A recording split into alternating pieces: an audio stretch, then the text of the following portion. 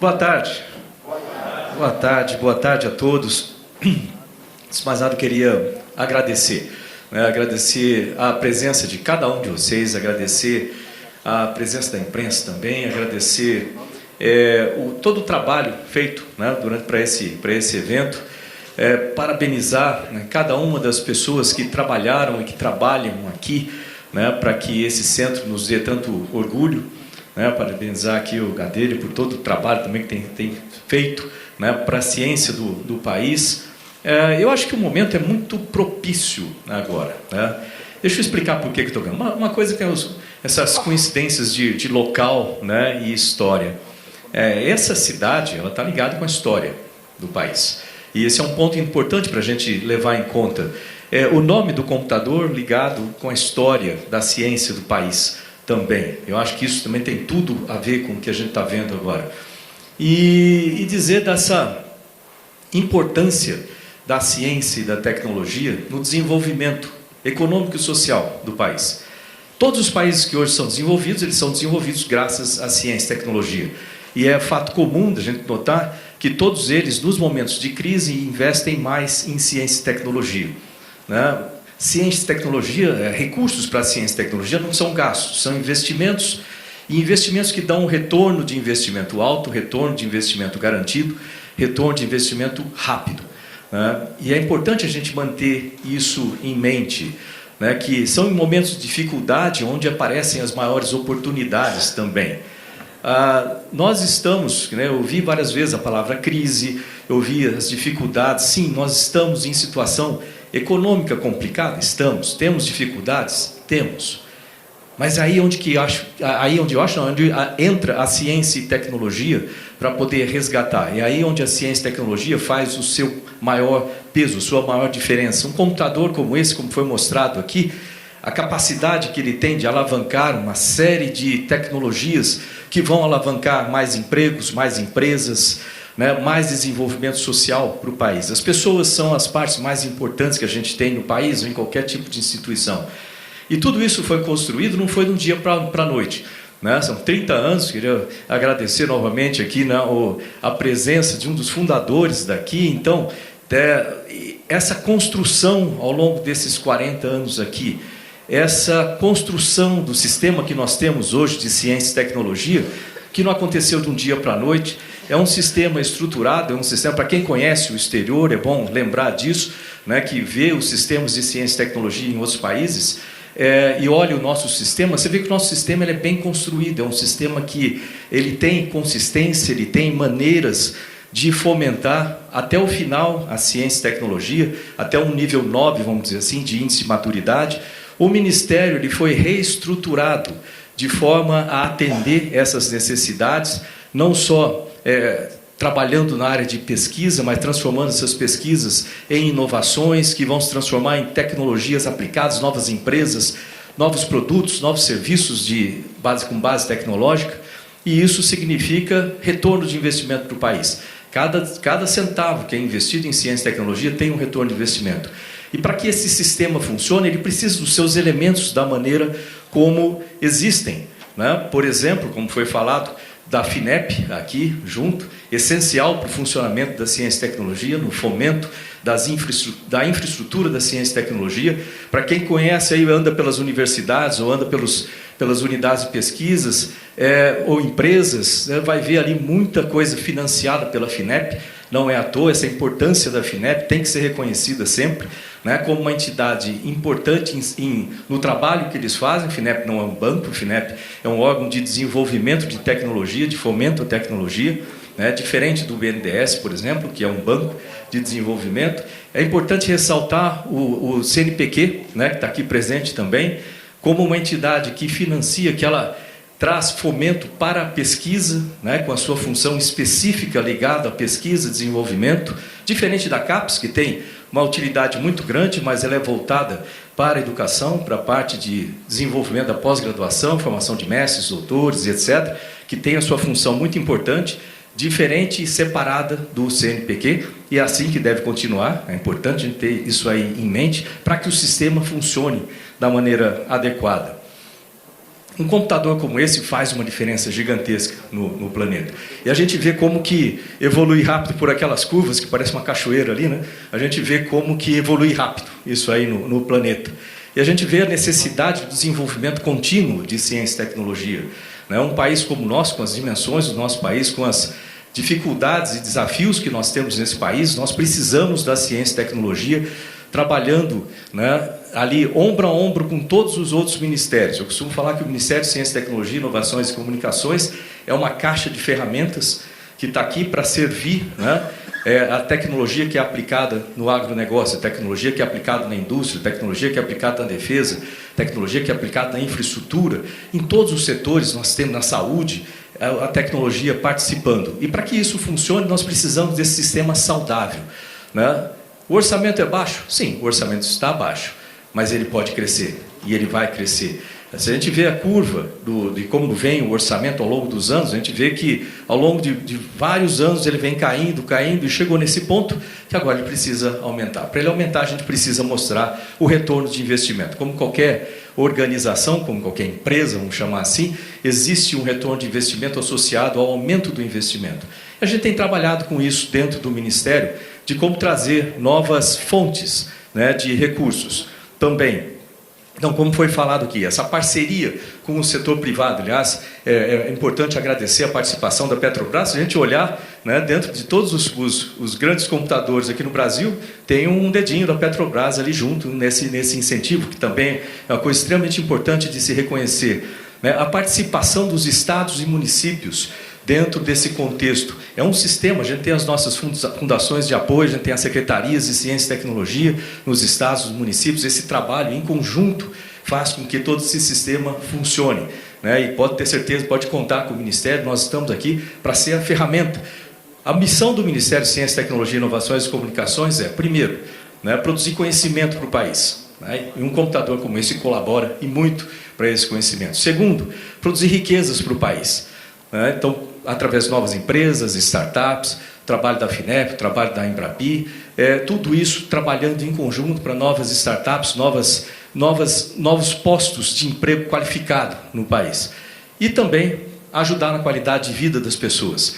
Como é que a gente ajuda na qualidade de vida? Bom, tem muita coisa que a gente usa lá na ponta, nas cidades, nos estados. Como que a gente pode ajudar o saneamento, como que a gente pode ajudar a saúde, como a gente pode ajudar nas tecnologias assistivas também. Né? Foi falado aqui sobre tecnologias assistivas. Deixa eu falar algumas novidades interessantes aqui. Nós passamos, ao longo do ano, o pessoal não ouve muito falar do Ministério, né? A gente não fica muito nas notícias. Eu até brinquei outro dia que a gente faz mais do que cacareja, né? A gente vai fazendo o nosso trabalho. Isso graças à equipe, né? O Carlos Alberto e outros que trabalham ali dentro do Ministério. Eu tive a oportunidade de escolher pessoas pelo mérito. E isso foi muito bom. Que eu tenho uma equipe que eu posso confiar. É uma equipe que tem trabalhado muito para renovar esse Ministério. É um Ministério que hoje em dia, o Ministério em si, ele está completamente renovado, com as nossas secretarias operando. Nós somos talvez o único Ministério que tem uma Secretaria de Planejamento, que ela tem uma característica interessante dos outros, que ela está ali para ver o cenário da ciência e tecnologia no Brasil e no mundo. Ela está ali para levantar critérios e indicadores para acompanhar os nossos projetos e processos, fazer otimização de processos dentro do Ministério. Ela tem toda a parte de cooperações nacionais e internacionais, escritório de gerenciamento de projetos.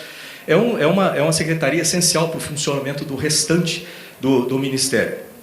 E a gente não para só na reestrutura do Ministério. A gente passou esse ano fazendo essa reestrutura, agora já estão aparecendo os resultados.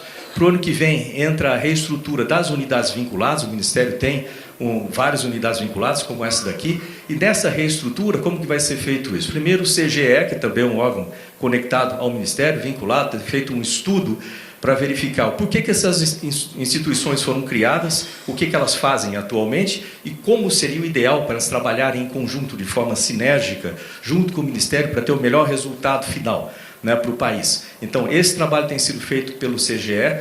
Uma vez que ele termina esse trabalho, isso eu já conversei na última reunião com os diretores também, de nós termos cada uma das unidades, fazer um trabalho dentro da sua própria unidade, como melhorar a gestão dessa unidade. Depois tudo isso vai ser colocado em conjunto com instituições e empresas especializadas no setor de gestão, para que tudo isso seja feito da forma mais eficiente possível, para que a gente consiga melhorar a eficiência dos sistemas, utilizar de uma forma mais eficiente os recursos que a gente tem, ou aumentar esses recursos. Esqueci de falar da CEPRA também, ali tem um setor voltado para fundos, que foi o responsável pela criação dessa portaria, né, tratando de fundos de endowment, por exemplo, que é uma novidade, o que está funcionando hoje no governo e vai servir de modelo para muitos outros.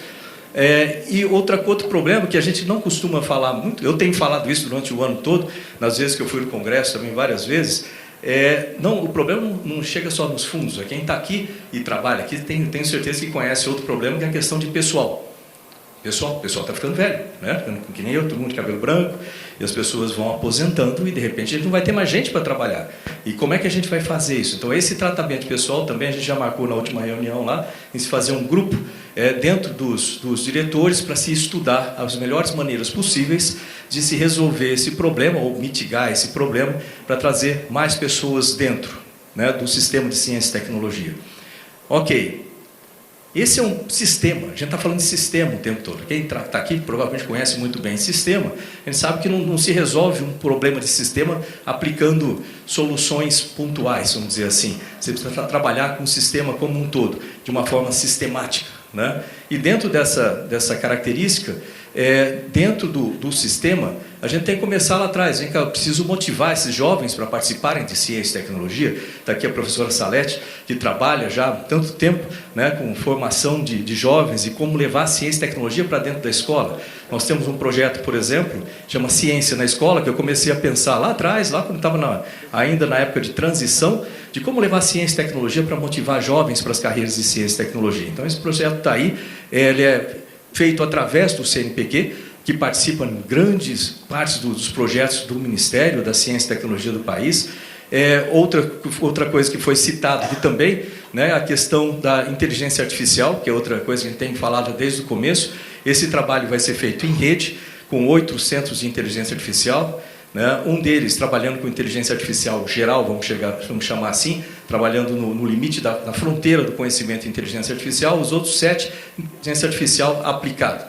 4 deles conectados diretamente com as câmaras do decreto de IoT, ou seja, um para cidades 4.0, indústria 4.0, saúde 4.0 e agro 4.0. Os outros 3, um é destinado à defesa, outro à educação e outro à administração. Então, cada um deles com a sua função, mas ligado em série, em rede, com tudo que existe no país, isso, para a gente alinhar esses sistemas da mesma forma em inovação. Vocês devem estar acompanhando também grandes avanços que nós tivemos na parte de comunicações. A gente está aqui falando bastante de ciência e tecnologia, mas tem que ver que o Ministério também tem esse braço importante e muito útil de comunicações. Nós temos um programa enorme no país todo, né, o MCT Conecta Brasil, levando conexão, internet de alta velocidade para a região Nordeste. Isso vai conectar mais de 77 cidades, ele está falando de 736 unidades básicas de saúde, hospitais, mais de 2.500 escolas, universidades.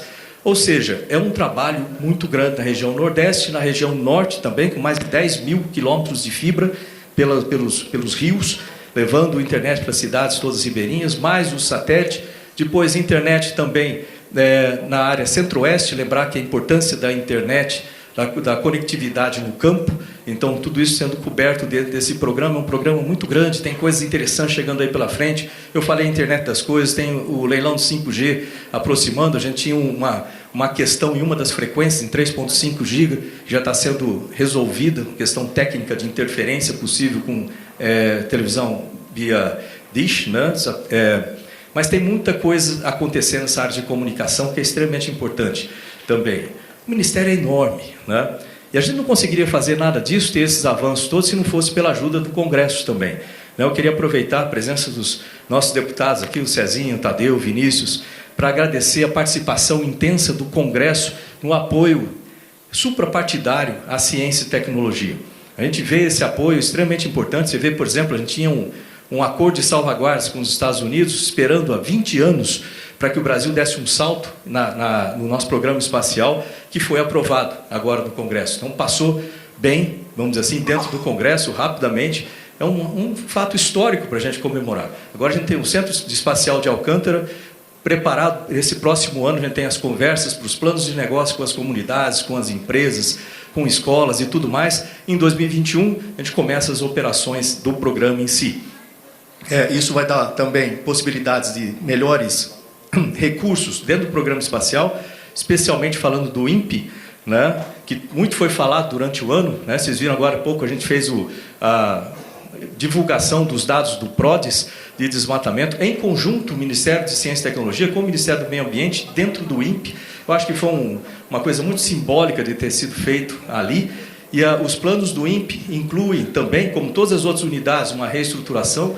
Dentro dessa reestruturação, uma coisa que é ligada diretamente com a ideia de modelamento é utilizar o INPE como um repositório de dados, não só de desmatamento, mas também de queimadas, de fontes quentes, de meteorologia, que ele já tem também, mas também dados de mar. Aliás, eu vou falar um pouco sobre isso também, tem muita coisa para falar, mas eu vou cortar um pouquinho. Dados de mar, dados de Antártica, todos esses dados de agricultura, todos esses dados de todos os biomas do país colocados dentro do INPE e com a utilização de supercomputador, com a utilização de matemática, etc., fazer modelamentos de tudo isso, usar esses dados para modelamento, que vai ser feito em parceria com outros países também. Então, o INPE vai ganhar um salto em termos de capacidade, em termos de utilização, então não só em sistemas espaciais, mas também em dados. Eu falei do oceano um pouco, né? Nós temos agora, na questão de oceanos, todo mundo tem acompanhado essa questão do petróleo, desse óleo, petróleo, nas costas do Brasil, e com isso nós já fizemos uma chamada, vai ser feita uma chamada lá no CNPq, né? De novo está aí o CNPq fazendo a sua função extremamente essencial para o país, então uma chamada para soluções de curto, médio e longo prazo. Dentro das soluções de longo prazo tem o Instituto Nacional de Pesquisas Oceanográficas, em parceria com a Marinha, a ser criado no Brasil, se tirado da gaveta depois de tanto tempo. Então, para um país que tem a costa como a nossa, a gente precisa de um instituto dessa natureza. Ainda com relação ao CNPq e com relação ao INPE, Amazônia e tudo mais, também outra chamada para soluções para as questões de desmatamento, para as questões de queimada, etc. Nós precisamos de ciência e tecnologia para ajudar o desenvolvimento sustentável da Amazônia, né? E o CNPq vai ter uma participação muito grande nesse trabalho, né? Nessa tarefa. Está aí outra chamada a ser feita no CNPq. De novo, agora, com relação ao Congresso, novamente, né? Essa possibilidade de nós termos o Ministério sem ter um contingenciamento ano que vem, que foi um trabalho feito em conjunto com o Congresso, isso extremamente importante, né? E não foi vetado pelo presidente, e que também entende a importância da ciência e tecnologia. Então, aí outra notícia boa, e aí vamos fazer com que esse orçamento aumente, né? Eu vou continuar batendo na porta lá do Congresso, o pessoal fala que eu falo bastante de orçamento, mas isso faz parte da minha função, entendeu? Chamar atenção a respeito das necessidades do Ministério, necessidades de ciência e tecnologia do Brasil, e eu conto, né, com o trabalho de cada um de vocês, eu conto com, vamos dizer assim, a ajuda no convencimento da importância da ciência e tecnologia, do sistema de ciência e tecnologia, para que a gente tenha um país saudável, para que a gente tenha um lugar lá na frente, né, no desenvolvimento do planeta como um todo. Lembrar que o futuro depende do conhecimento, e ciência e tecnologia é a chave desse conhecimento, é a chave desse desenvolvimento. E cada um de nós tem essa importância dentro do sistema, e manter esse sistema saudável, manter a FINEP funcionando plenamente saudável, fazendo sua função, manter o CNPq fazendo a sua função saudável também para o sistema, e assim como todas as outras unidades, né, que nós temos nesse componente, né, da ciência e tecnologia no desenvolvimento do país. Então, a todos vocês, eu queria agradecer muito por essa oportunidade de vir aqui, conhecer a unidade, conhecer o computador, conhecer o trabalho que é feito aqui, e dizer do orgulho que eu tenho do LNCC ser parte, né, do nosso sistema de ciência e tecnologia no Brasil, e poder trabalhar em conjunto com o Ministério de Ciência, Tecnologia, Inovações e Comunicações. Obrigado a todos vocês, sucesso. De novo, ao diretor, parabéns aí pelo trabalho, parabéns a toda a sua equipe. Eu não sei pessoal que está aqui, mas obrigado a todos vocês aí, viu? Sucesso!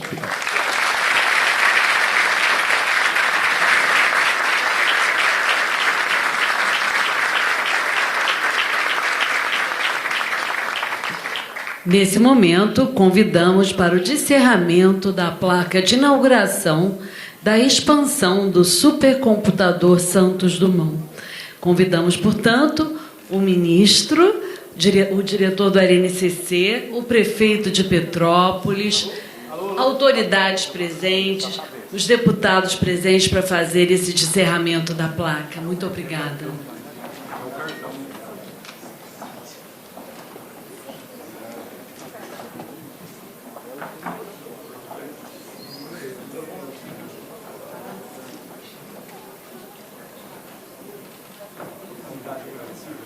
Gostaria de convidar o senhor Olinto também para fazer parte desse momento histórico.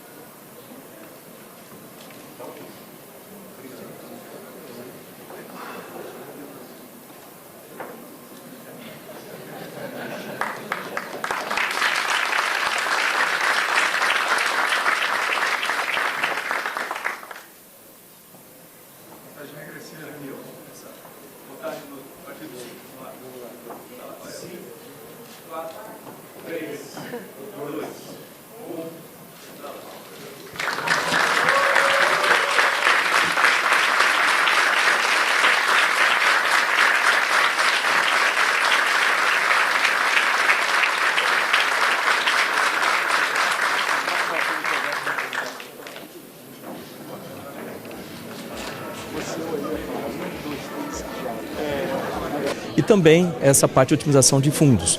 Então nós temos, por exemplo, a criação de fundos de endowment, a participação do setor privado diretamente. O Brasil ainda precisa ter uma participação muito maior do setor privado no financiamento do desenvolvimento de ciência e tecnologia, e isso é feito através de possibilidades, né, de aplicação como esses fundos de endowment e assim como projetos que permitam a participação das empresas. Esse supercomputador é um exemplo desse projeto, assim como o Sirius, lá em Campinas, do CNPq. Mas a gente pode esperar um aumento do orçamento aqui para a BNCC no ano que vem? Com relação ao orçamento em si, né, nós temos um orçamento que ele está, vamos dizer assim, no nível limítrofe, né, vai ser bastante baixo, mas isso não impede que a gente mantenha o orçamento das nossas unidades de pesquisas.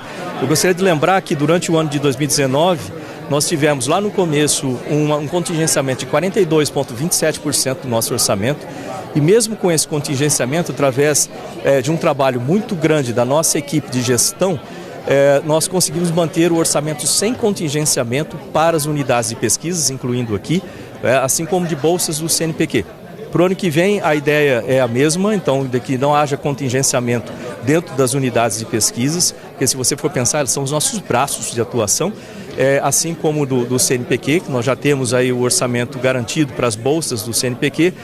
Ainda estamos trabalhando na parte de fomento do CNPq, que é outra preocupação, mas a gente tem trabalhado sobre isso. E a ideia agora, nós temos aqui vários representantes do Congresso Nacional, é trabalhar junto com o Congresso para a melhoria do orçamento como um todo do Ministério. E assim que surgir uma melhoria de orçamento, as unidades de pesquisa elas vão receber um aumento. Então, assim que a gente tiver um orçamento sendo aumentado no Ministério. Ministro, o que representa esse laboratório? Oi? O que representa esse laboratório para o país, para a ciência? Um laboratório como esse, você ter um supercomputador, né, no Brasil tem vários, mas esse é o maior deles, é o maior da América Latina. Esse supercomputador, ele trabalha no desenvolvimento de modelamentos, por exemplo, na área de óleo e gás. Você imagina o seguinte, a gente consegue, através do modelamento adequado, melhorar que seja 2%, 1% do pré-sal, por exemplo. Você imagina quanto que isso é de retorno para o país. Então, o investimento em estruturas como essa é extremamente favorável, o retorno de investimento é muito grande. E aí tem todas outras áreas também, se você pensar na área de medicina, em muitas outras áreas que o Brasil precisa de desenvolvimento, na área aeroespacial e etc. Então, um computador como esse é um investimento que vale muito. Não é à toa que todos os países desenvolvidos têm trabalhado aumentando o seu potencial de supercomputadores.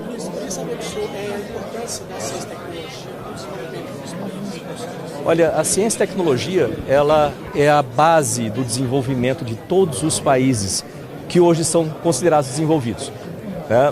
Você pode observar, o que existe de comum na história de todos eles é que no momento que eles decidiram aumentar o investimento em ciência e tecnologia, foi um momento que ele teve esse ponto de inflexão que os tornou que são hoje, né, países considerados desenvolvidos, com um nível, uma qualidade de vida grande, com uma renda per capita muito grande. Então a ciência e tecnologia ela é definitivamente a ferramenta, né, de retorno mais rápido, mais alto, mais certo, né, que todos os países. Olha no momento de crise, quando eles entram em crise, eles investem mais em ciência e tecnologia. Então o Brasil ele precisa seguir esse modelo.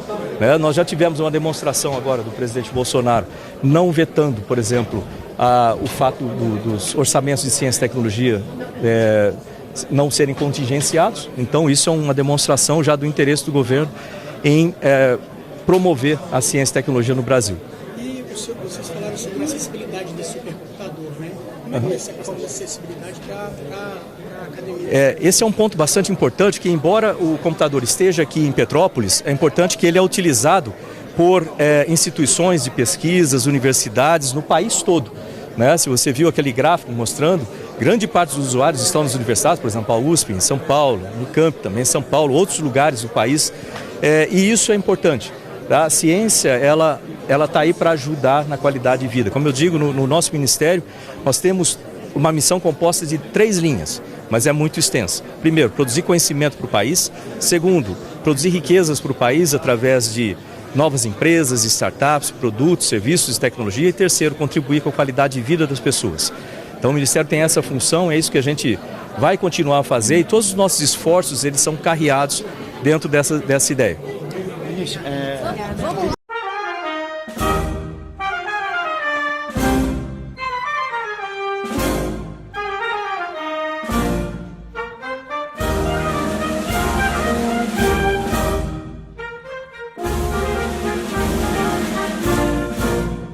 Japoneses da pátria, filhos, respondendo a mãe gentil, já raiou a liberdade, um horizonte no Brasil. Já raiou a liberdade, já raiou a liberdade, no horizonte no Brasil.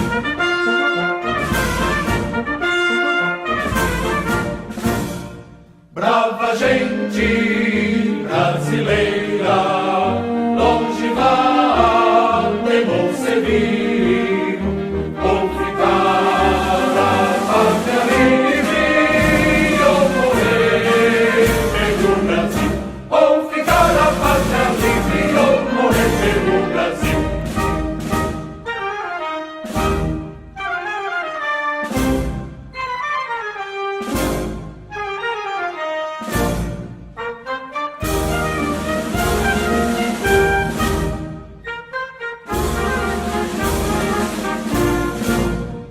Os grilhões que nos forjava da perfídia do navio, houve mão mais poderosa, zombou deles o Brasil. Houve mão mais poderosa, houve mão mais poderosa, zombou deles o Brasil.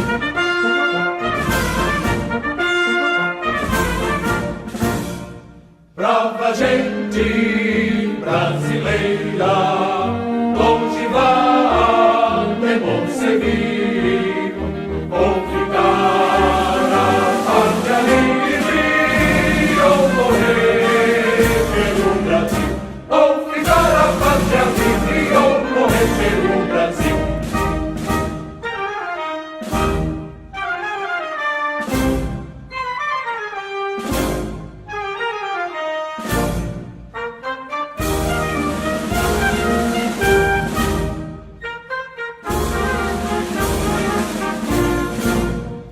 Não tem mais índias falanges pra representam vossos rios, vossos peitos, vossos braços, são muralhas do Brasil.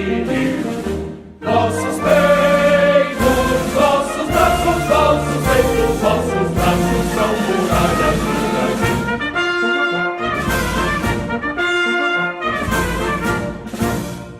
Brava gente brasileira, longe vai você vir, ou ficar a pátria livre, ou morrer pelo Brasil, ou ficar a pátria livre, ou morrer pelo Brasil.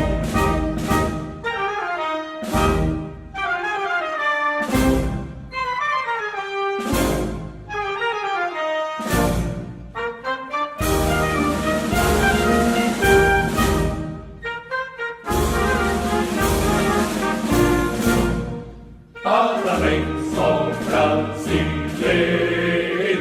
já com cargo juvenil do universo entre as nações.